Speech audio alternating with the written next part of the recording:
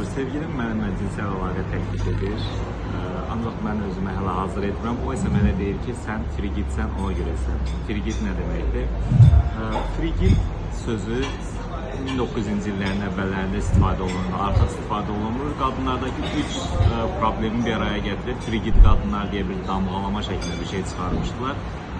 Birincisi orqazm olmayan qadınlar, ikincisi islanmayan, yəni ki o vaginada islanmanın olmaması, bir də cinsel isteğin de aşağı olmasının üçünün bir arada olduğu vəziyyətə və yaxud da ki bu hallara frigidlik deyilirdi, amma artıq istifadə olunmur çünki bunlar ayrı-ayrı patologiyalardır. Bir çox qadın cinsel isteği olduğu halda, çox da cinsel isteği yaxşı olduğu halda orqazm olunur, bir çox qadın isə cinsel isteği aşağı olduğu halda hər əlaqədə orqazm olabilir. Bunlar bir-birinlə əlaqəli bir şeylər deyil.